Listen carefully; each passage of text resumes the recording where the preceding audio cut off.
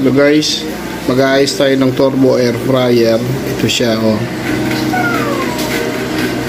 Pakita ko sa inyo kung paano mag-ayos.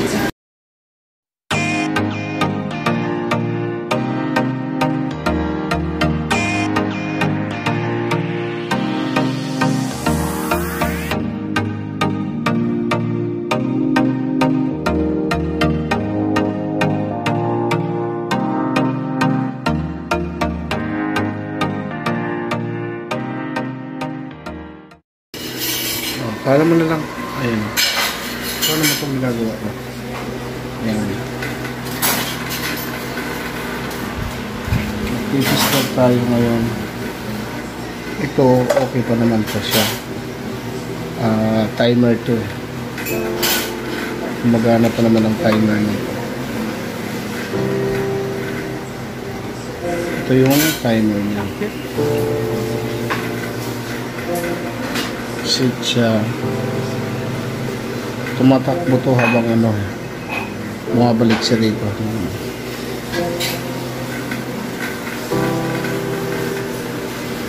Ito na kailangan ito.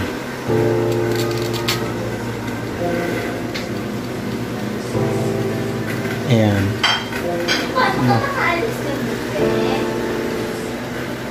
Ayan, gumagana siya.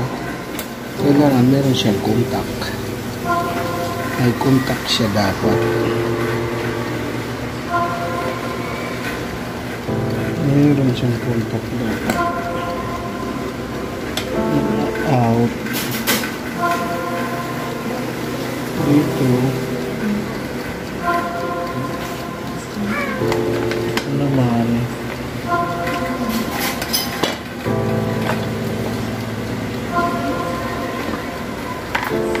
Pero gumagana ko eh. Ang lang, hindi daw umiinit lang todo.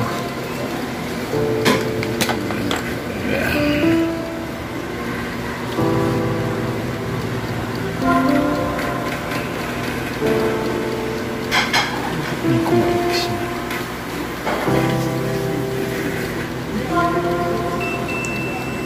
Meron, may contact siya. Then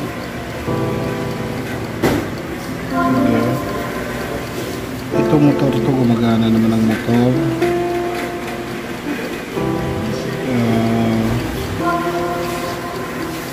Ito naman ito, testerin natin ito. Gumagana siya. Saan ba ito?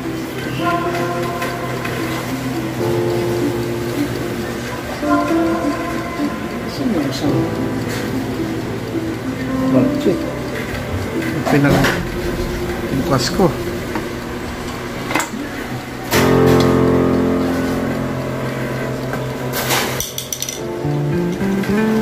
Wow. Sige lang. Ano nila? Ito normal. May ano dito. Contact siya.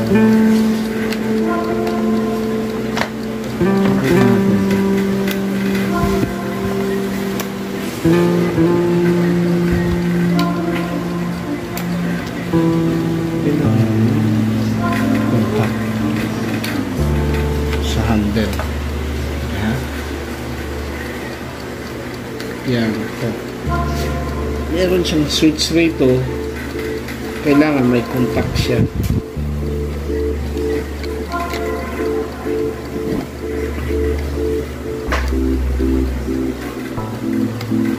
Kailangan meron siyang contact.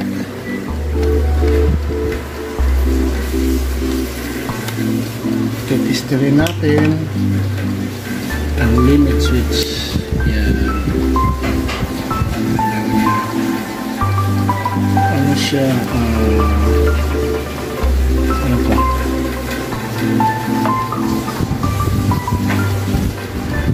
Ngayon, naka-normally close. Ayan. Naka-normally open. Tignan natin. itong limit switch.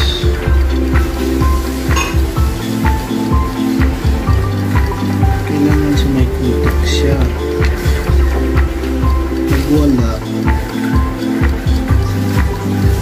siyang kutak.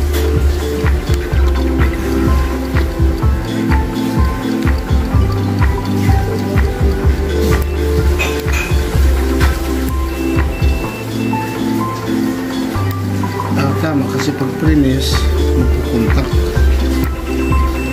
Okay naman siya.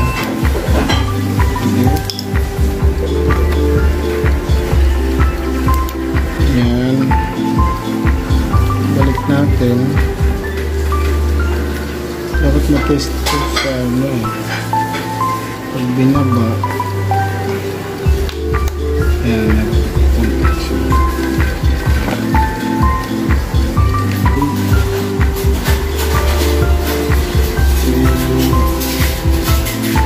Ibalik natin siya.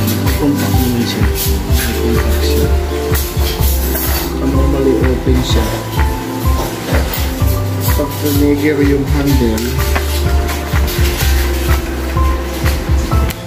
yan, close siya. Kakaroon siya ng contact. Ito yun o. Ito yun. Yung limit switch na yun. Ito. Tapos okay na siya. Ang ating fan, test din natin ang motor ng ating fan kung gumagana siya. Ito siya, yung dalawang itim. Dito na lang natin test. Ano lang tayo, ohms, kasi kanina continuity sa ohms tayo.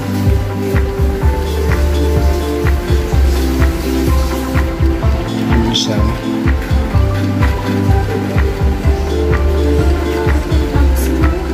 kanan mo to, Aaron, itong reading niya. Wala, hindi nag-contact. Pero yung sa tester, ito kuhanan mo siya. Ayun. Yan. Hindi makita. Kaya lang.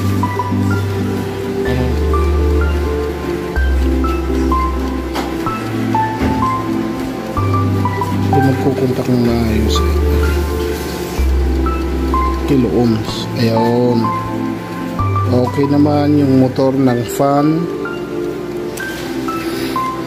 Tapos kulang lang siguro sa linis to.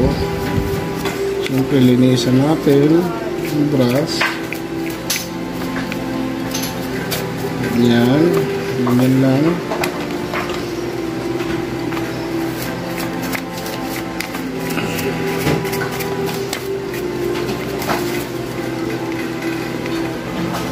Tapos sunod nating i-test. Nakasit pa rin ang tester sa ohms. Ito siya. Kuha naman siya ng reading. Ayan.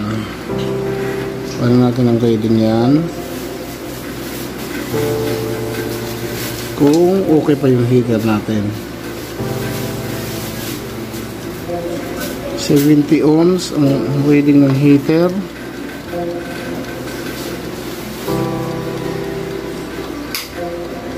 Okay, reliable pa naman. Itong thermostat natin, ayan, kita mo. Yan, nag-click ito siya.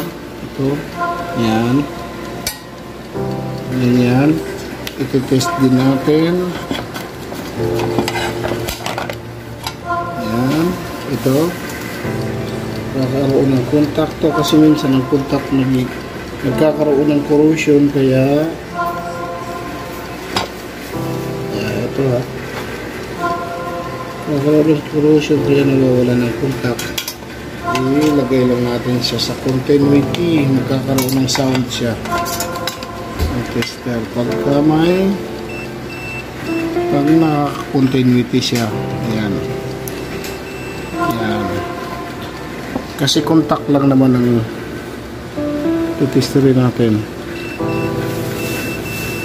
Meron siya. Baba natin sa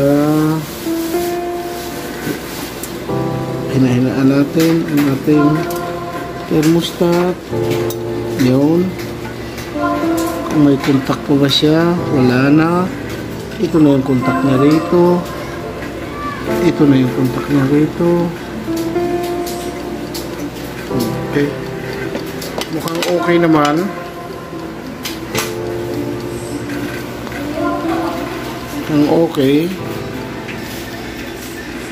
A few inches later. Ngayon, ibabalik muna natin siya. Yung testing. Titestingin natin. Babalik natin.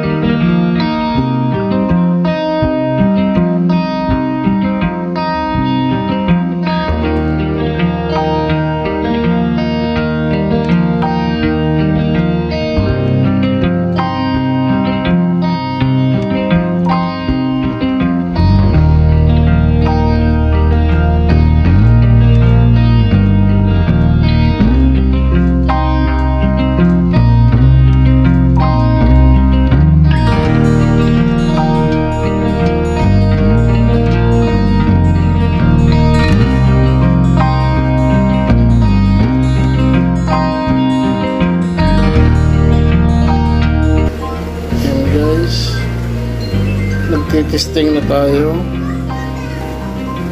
Yan, tinitesting muna natin.